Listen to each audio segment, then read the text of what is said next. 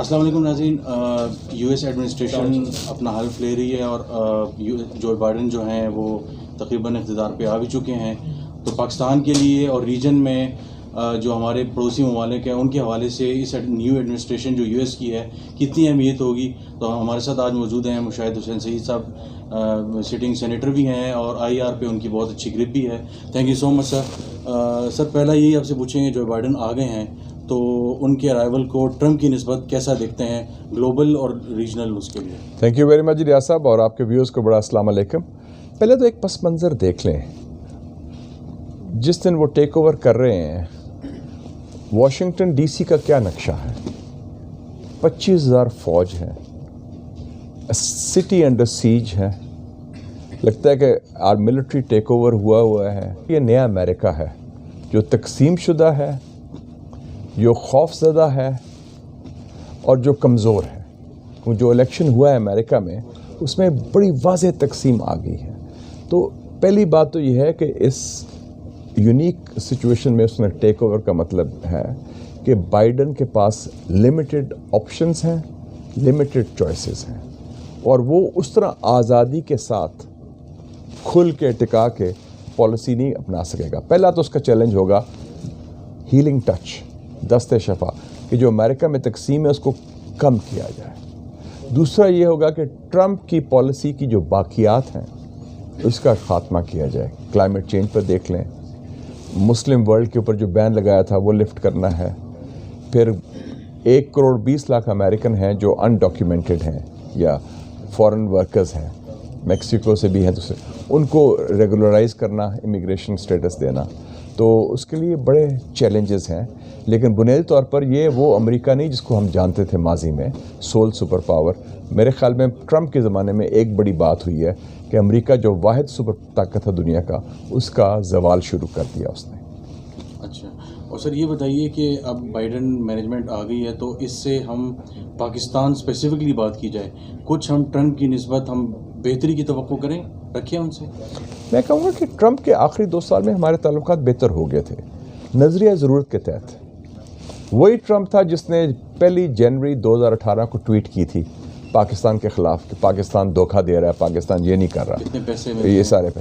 اور وہی ٹرمپ تھا جس نے نومبر 2018 کو پرائم منسٹر آف پاکستان کو خط لکھا کہ آپ پلیز ہماری مدد کریں, ہمیں افغانستان میں امن قائم کرنے میں ہماری فیسیلیٹیشن کریں. اور پھر آپ نے دیکھا کہ پہلے ان کی اور پالیسی تھی, بعد میں اور پالیسی ہو گئی. تو ایک تو یہ ہے کہ افغانستان پالیسی میں کنٹینیوٹی دیکھ رہا ہوں. امریکہ چاہتا ہے کہ افغانستان سے کسی قسم کا انخلا ہو, اور انخلا پاکستان کی ریاست, پاکستان کی مسلح افواج, پاکستان کی انٹیلیجنس سروس, پاکستان کی حکومت کے فیسیلیٹیشن سے ہو.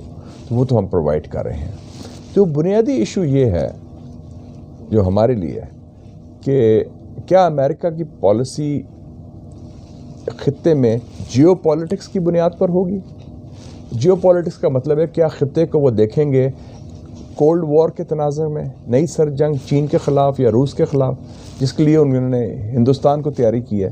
اور اس میں آپ کو میں نوٹ کرانا چاہتا ہوں کہ 12 جنوری کو جو ٹرمپ انتظامیہ نے اعلان کیا تھا U S strategic framework for Indo Pacific, کہ ان کی جو پالیسی کیا ہے, اس پالیسی میں انہوں نے کہا تھا ہندوستان کی بالادستی ہو, ہندوستان ہمارا پریفرڈ پارٹنر ہے, چائنا کے خلاف ہم مل کے مقابلہ کریں گے, اور ہم ہندوستان کی رائز کو ایکسلریٹ کریں گے, اور ہندوستان کی فوج کو مضبوط کریں گے.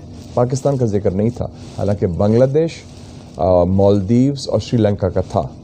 تو میں سمجھتا ہوں کہ پاکستان کو مطالبہ کرنا چاہیے کہ یہ اسٹریٹجک فریم ورک کا خاتمہ ہونا چاہیے. یہ policy tried tested and field ہے. کیونکہ اگر آپ ٹرمپ کی بات کرتے ہیں تو مودی جو ہے جنوبی ایشیا کا ٹرمپ ہے, اس کی سوچ وہی ہے, وہی فاشسٹ ہے, وہی تقسیم کرنے والا بندہ ہے ٹرمپ کی سوچ کا. تو اگر آپ نے ٹرمپ کا خاتمہ امریکہ میں کیا ہے تو ٹرمپزم کو کیسے آپ تقویت دیں گے جنوبی ایشیا میں؟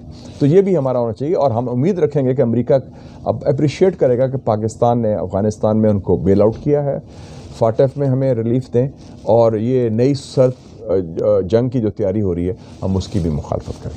اچھا یہ بتائیے کہ دوسرا سی پیک کے حوالے سے بڑی ریزرویشنز رہیں یو ایس جو پچھلی ایڈمنسٹریشن تھی ان کی بھی، اب یہ نئی ایڈمنسٹریشن آ رہی ہے، تو کیا آپ سمجھتے ہیں کہ سی پیک پہ کچھ ہم پازیٹیو اس کی توقع کریں؟ جو ریئیکشن ان کی ایڈمنسٹریشن کی طرف سے آتا ہے بڑا سخت آتا ہے، اور ان کی شاید یہ خواہش ہے کہ ہم ان کے بلاک میں سے نکل رہے ہیں اور ہم چائنا کی طرف جا رہے ہیں، تو اس میں کچھ آپ بہتری دیکھ رہے ہیں اس نئی مینجمنٹ میں؟ دیکھیے ایشو سی پیک نہیں ہے، ایشو چائنا ہے. چائنا کے حوالے سے امریکن اسٹیبلشمنٹ نے فیصلہ کیا ہے کہ چائنا ان کا بڑا حریف ہے. اور کل میں سن رہا تھا CNN میں، اس میں جو ان کی نئی خاتون ایک آئی ہیں ایوریل ہینز، جو ہیڈ ہیں ان کی انٹیلیجنس کی، ڈائریکٹر نیشنل انٹیلیجنس، اور انہوں نے کہا ہے کہ ہم چائنا کی طرف ایک اگریسو پالیسی اختیار کریں گے جارحانہ، اور ہم چائنا کو اپنا حریف سمجھیں گے.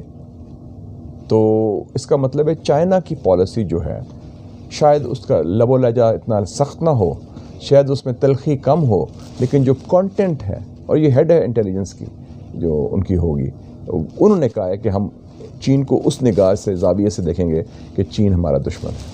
دوسری طرف جو ڈیفنس سیکٹری لگائے گئے ہیں وہ سمجھے جاتے ہیں کیانی کے بھی بڑے اچھے قریب رہے، راحیل شریف کے ساتھ بھی ان کے اچھے رہے، سینٹ کوم کے کمانڈر جب تھے اس زمانے میں، تو اور ان کی جب وہ کچھ ریسنٹلی جب ان کا انٹرویو ہوا تو بڑی پازیٹیو انہوں نے باتیں کی کہ ہم توقع رکھیں گے پاکستان ہماری بات بھی سنے گا، ماضی میں بھی سنتا رہا ہے اور اس طرح کا.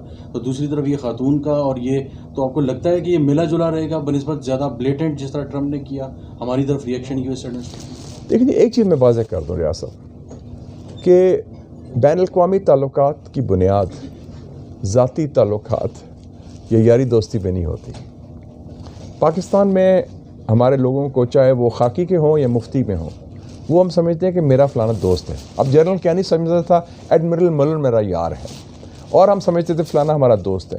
دوستی کوئی نہیں، آپ کا تعلق ہے ریاستوں کا، حکومتوں کا اور مفادات کا. اگر آپ کے انٹرسٹ ملتے ہیں، افغانستان میں ان کو ہماری ضرورت ہے، آپ کی تعریف کریں گے.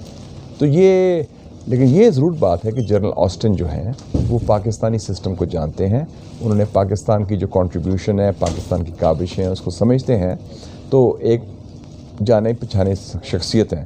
لیکن میں اس سے بڑھ کے بات کرتا ہوں کہ صدر بائیڈن خود پاکستان کے پرانے دوست ہیں، پاکستان میں کئی دفعہ آ چکے ہیں، پاکستان کی سیاسی قیادت کو ذاتی جانتے ہیں، انہوں نے کئی وزٹس بھی کیے ہیں. 2008 کے الیکشن کو مانیٹر کرنے آئے تھے، کیری لوگر بل میں ان کا کردار تھا. تو اور وہ ویسے بھی ان کا پازیٹیو ویو ہے. میں 2-3 دفعہ ان کو ملا، میں نے کہا جب وہ سینیٹر تھے تو میں اسٹوڈنٹ تھا، وہ لیکچر دینے آئے تھے، تو میں نے اس کو کہا تھا، میں نے کہا senator you are giving presidential looks, کیونکہ وہ ہینڈسم آدمی ہے اور بڑا ایمبیشن، اور لوگ کہتے تھے کہ یہ آئندہ کا صدر ہوگا. خیر وہ 30-40 سال لگے اس بات کو پورا ہونے میں، لیکن اس میں وہ ہے جان، ہی از اے گڈ مین. لیکن ان کا he is part of the American system, اور اس سسٹم میں ان کے جو انٹرسٹ ہیں وہ حاوی ہیں. ہم اپنا لیوریج ٹھیک کریں، اپنی پالیسی صحیح بنائیں اور اس پالیسی کو آگے لے کے چلیں. موجودہ حکومت آپ سمجھتے ہیں کہ نئی یو ایس جو ایڈمنسٹریشن ہے ان کے ساتھ جس طرح کی ایڈمنسٹریشن ہے IR کو اسی طرح بہتر طریقے سے چلا پائے گی، یا آپ سمجھتے ہیں یہاں بھی کیپیسٹی کے اور کوآرڈینیشن کے ایشوز ہیں؟ دیکھیں جی، صرف اس میں حکومت نہیں، میرا خیال میں صرف فوج کا بھی دخل ہوگا، اور یہ ایک جوائنٹ ایفرٹ ہونا چاہیے، اور بلکہ نیشنل اپروچ ہونی چاہیے، کیونکہ خارجہ پالیسی صرف ایک حکومت یا ایک پارٹی نہیں بنا سکتی.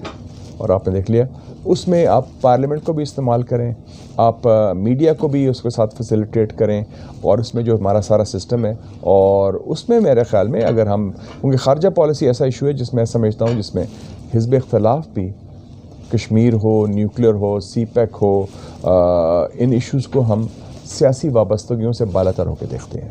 تو حکومت کو ایک حکمت عملی تیار کرنی پڑے گی، ایک اسٹریٹجی جو اس وقت مسنگ ہے، کشمیر کے حوالے سے بھی ہو، ہندوستان کے حوالے سے بھی ہو، اور امریکہ کے حوالے سے بھی ہو. لیکن ایک موقع ضرور ملا ہے، امریکہ کی اب خارجہ پالیسی میں وہ جارحانہ انداز نہیں ہوگا انڈر بائیڈن، کیونکہ ایک کمزور اور تقسیم شدہ امریکہ ہے. تو ایک پاکستان کو ایک اسٹریٹجک سپیس ملی ہے، اور ان کو ہماری ضرورت ہے افغانستان کے حوالے سے. سی پیک بھی چل رہا ہے، مودی پھنسا ہوا ہے کشمیر کے ایشو پر، اندرون خلفشار پر. تو پاکستان کو ایک موقع ہے کہ اچھی ایک پالیسی بنا سکے. تو ہمیں اس میں صلاحیت کی ضرورت ہے، اور دانشوری اور دلیری کے ساتھ ہم اس کو آگے لے کے چلیں. بہت بہت شکریہ.